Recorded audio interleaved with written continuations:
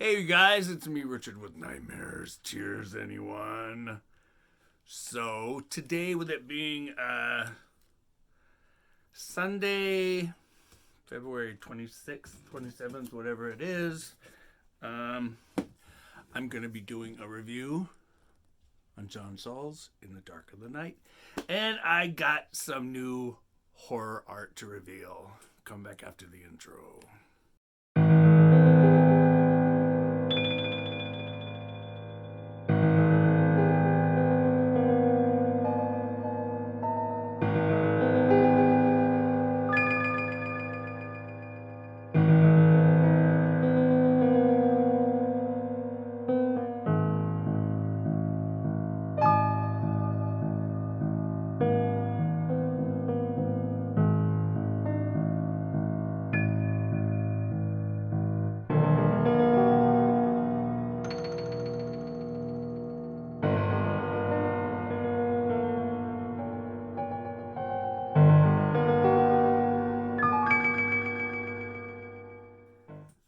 Hey everybody, welcome back. It's me, Richard. So, I'm kind of stressed out, you guys, today with everything that's going on with Russia and Ukraine. So, I have a couple, actually I have like 6 or 7 Ukrainian subscribers. I just want to wish all you guys hope, thoughts, and prayers. Hopefully none of your family that you still have over in Ukraine is under any danger. I can't imagine what's going on right now. It's sad. It sickens me.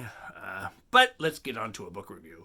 So you guys, today I am drinking out of one of my favorite mugs, my Ursula, and it also says Ursula on the inside right there. See that? This is so badass. This was so hard to get when it came out at Disney World. The artwork on this mug is absolutely incredible. But I'm drinking out of this mug today because I'm going to reveal some new artwork. Yeah, I'm going to reveal some new artwork. So, we are going to shout out some new subscribers before I get into this. How many minutes am I so far into this video? It says 2:10. So, sorry about the glare, you guys. I just can't get past it. These are supposed to be non-glare glasses, but they're just my readers. So, first off, I want to shout out some new subscribers to the channel. So, in no particular order, I want to shout out Trish Evil. Happy dance, happy dance, happy dance. She knows what that means. Dave S., Lana Ducher, NP Hunt, William Castro, Chaos of Tyler. I better put my glasses on. I can't do this without my glasses. The Carmen San Diego, Thee, not the one from the game. Lacey Harvey, Spookishly Chelsea, and Jason Risner. You guys, welcome to the channel. I'm Richard. I'm the crazy host of the channel. I'm the one that reads all this horror behind me, and this whole wall goes the whole width of the room. Yeah, the whole width of the room. So you guys, let's get into this review. This review is from John Saul's 33rd book, In the Dark of the Night. And this was printed in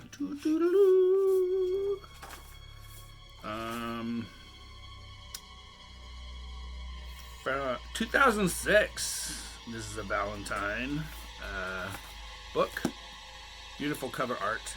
Now, you guys, before I get into this review, I want to tell you, this book is not for the squeamish. Not for the squeamish. Not your typical John Saul. This was extreme horror. I read this in 2006 when it first came out. Like I told you in the last video, the last 5 or 6 of his books. I did not get signed from him because I no longer had personal contact with him like I did when I still lived in Seattle. But first off, I'm going to read the inside cover.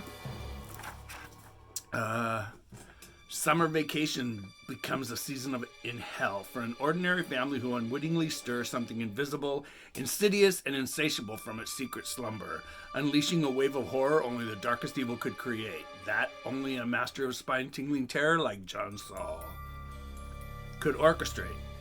For deep in the shadows and the dark of the night lurks something as big as life and as real as death. It has waited 7 years for someone to come back to the rambling lakeside house called Pinecrest, which has stood empty since its last owner went missing. For upscale Chicago couple Dan and Meryl Brewster, the old Midwestern manse is an ideal retreat. I think that's the way it is. You guys, if you're going to buy a house or move into a house and the price is just too good to be true, something else is living in that house. And it's not something that I would want to move into and find out what it is. Yeah. But you guys all know the story about this house. Yeah. Where was I at? And for their kids, Eric and Marcy, it's the perfect place to spend a lazy summer exploring, which is how Eric and his teenage friends discover the curious cache of discarded objects stowed in a hidden room of Pinecrest carriage house. The bladeless hacksaws, shadeless lamps, tables with missing legs, headless axe handles, and other unremarkable items add up to a pile of junk. Yet someone took the trouble to inventory each worthless relic in a cryptic ledger. It has all the makings of a great mystery, whispering, coaxing, demanding to be solved. But the more the boys devote themselves to restoring the forgotten possessions and piecing together the puzzle behind them, the more their fascination deepens into obsession. Soon their days are consumed by tending to the strange secret collection, while their nights become plagued by ever more ghastly dreams. Nightmares that soon seep into reality. And when a horrifying discovery surfaces, so does the chilling truth about the terrifying events that rocked the town 7 years before. The mysterious disappearance of Pinecrest's last resident, and a twisted legacy with a malevolent life all of its own, and a bottomless hunger for new victims. This is his 33rd novel out of 39. That is my dear friend John Saul. You guys, this book, like I said, came out in 2006. It only has 324 pages, and the print was actually done in Garamond, so it's very easy to read. You guys, however, like I said, this book is not for the squeamish.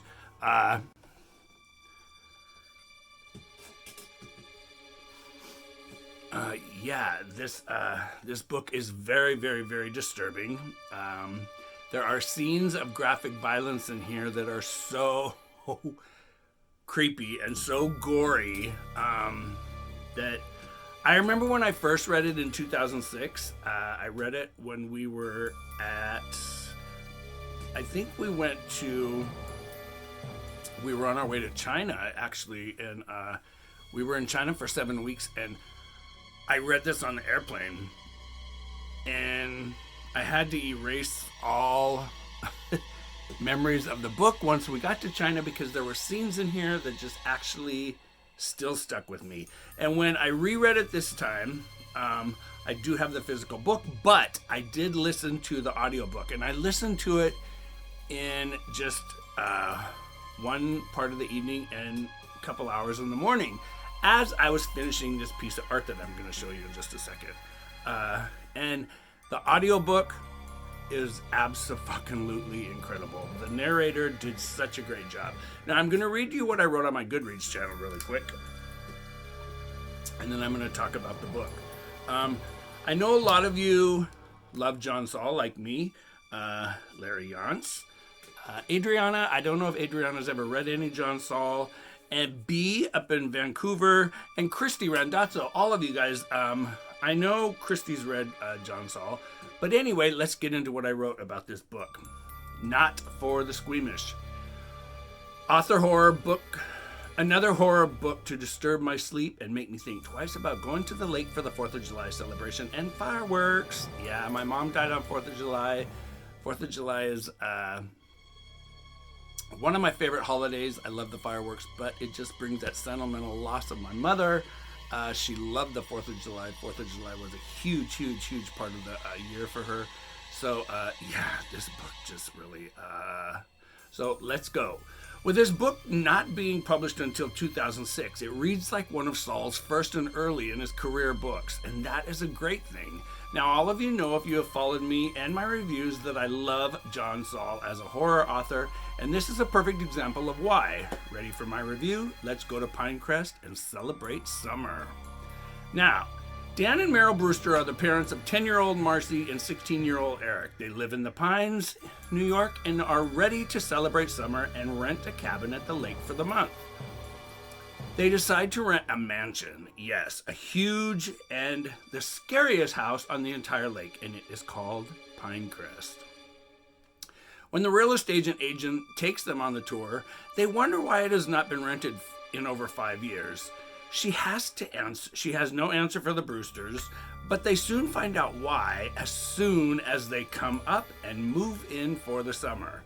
Now, Eric is so excited because he thinks, oh, this is the summer he's going to lose his virginity. I'm going to get laid. I'm going to get that one girlfriend that's just the hottest girl, at the lake. Well, didn't we all think that? Not me. I wanted the hottest boy in the neighborhood, and his name was, well, there was two. There was Matt and there was Gary. Yeah, and Gary, I know you're not watching this, but I told you at the 30th high school reunion, so it's no secret. So where was I at? Along with his best friends, Tad and Kent, who are just a couple houses away on the lake. As soon as they get moved in, Eric does some exploring on the property one night after hearing about the disappearance of the former owner, Weird Dr. Darby, who vanished 7 years ago. Why? And where did he go? Eric is bound to find out more. He finds an old and abandoned carriage house behind the mansion on the property, and it is as big as their house back home. He shows it the next day to Kent and Tad, and when they discover a hidden room inside of it, they find some extremely disturbing things inside. The summer is about to become full, and I mean a huge body count of ghosts disturbing people watching them in the house and around the lake, pets being gutted, and then the locals start being murdered. Now, what and why do you ask? Could it have to do with the Pinecrest itself, or is it a local wanting the summer people to go back where they came from? This is one of my all-time favorites by Saul, and it is almost and nearly perfect. Warning, if you have a weak stomach for scenes of disturbing gore, graphic violence, animals being gutted. Yes, there's only 2 animals being gutted in here, but one was a pet, and I don't know if John Saul just did not like cats. Those of you that have read Stuff for the Children know exactly what I'm talking about. That disturbing cat scene, and Elizabeth, the tormentor, what she makes that little boy do to that cat. Yeah. Yeah, being gutted and scenes involving creepy and very scary homeless people who are obsessed with Jesus Christ, then this book is not for you. But if you love all that shit, get ready for a quick and very gory read. I listened to the audio version, this being my 3rd time reading the book, and I must say I was blown away by the performance of the narrator. I gave it 4.5 blood drops. I had to round it up to 5 on Goodreads because you can't give it a half rating. Now, when I talk about homeless people, there is a man in this book, and Marcy, one night, she's looking out the window. She's in her bedroom, actually, in the house, and she sees this creepy ass, scary, scary, scary man, and he is one of the main characters of the book. And this is quite early in the book, before she really knows who it is. She sees this man going along the lake in this boat, in this little rowboat, this old wooden rowboat. Now, in the front of the rowboat, he's got this huge, gigantic wooden cross that looks like something that was ripped out of a Victorian church from the Middle Ages. I mean, the way Saul describes this boat and this cross, it's just disturbing as hell. Now, when I say obsessed with Jesus Christ, This homeless man is one of the worst. He is, oh my God, he's so creepy. Growing up in the Seattle-Tacoma area, those of you know that have followed me on this channel or my last one, Are You Into Horror? You guys know my past with my older sister going to one of her high school dances with Ted Bundy. Yes, the Ted Bundy. He grew up in the Tacoma area. This book, when you find out what is in the carriage house, oh my fucking God. The scenes of violence and gore.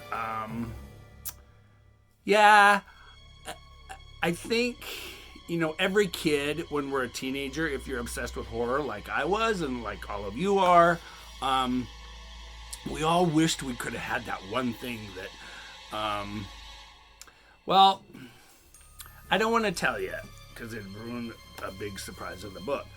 But we all wished we could find that one thing that we just knew had something to do with one of the world's most disturbing murders or something. And yeah, there's a scene in this book when, oh my God, Eric and his friends find something that just,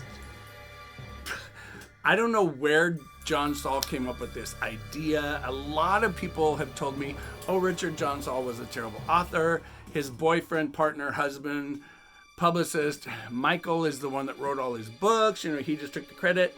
I know better. I don't believe that. Yes, Michael did write, but he didn't write these stories. But this story, being one of John Saul's most graphic and disturbing books, and I just really miss them. I hate it when an author that I really, really like or that I really get addicted to retires.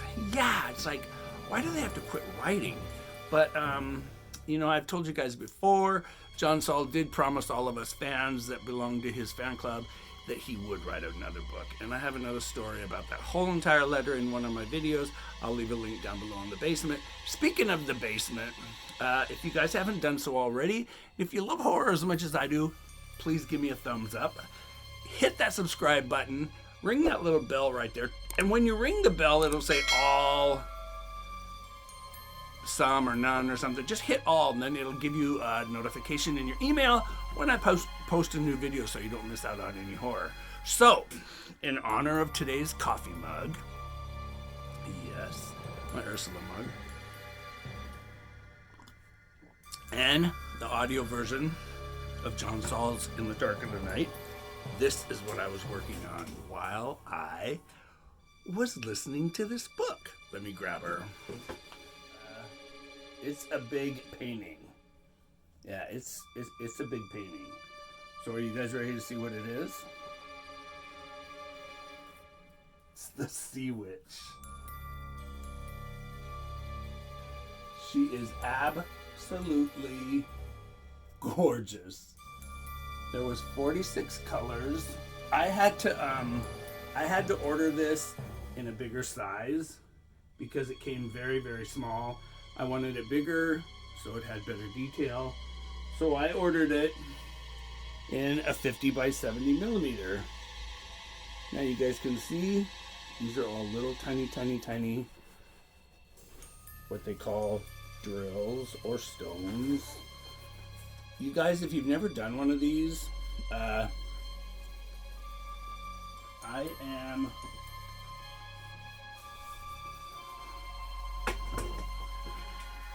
if you guys have never done one of these, I'm getting ready to start my second channel, and it's gonna be called well, I'll have more of that later, you guys. That is my Sea Witch painting. She's absolutely gorgeous. I think I'm gonna put her in a hot pink or a bright orange frame. I'm gonna pop up some pictures here of other ones that I've done. You guys have seen a lot of these, but yeah.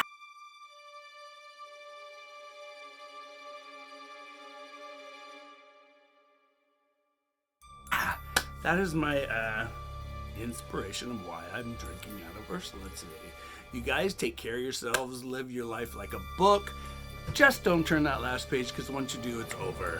And once again, prayers and thoughts of hope and positive turnaround. It's going to be, I think, a long time before all of this Russia and Ukraine stuff goes on. But to my subscribers out there that are Ukrainian and have family still over there, my prayers and thoughts go out to you. Take care of yourselves, you guys. Be kind to others. Be kind to yourself. And as always, pick up a scary book and have a nightmare. Have a good nightmare, you guys. Take care, you guys. I'll see you in the next video. Thanks for stopping by. Thanks for sharing time with me. And hey, you guys, I'll see you in the next one. Bye.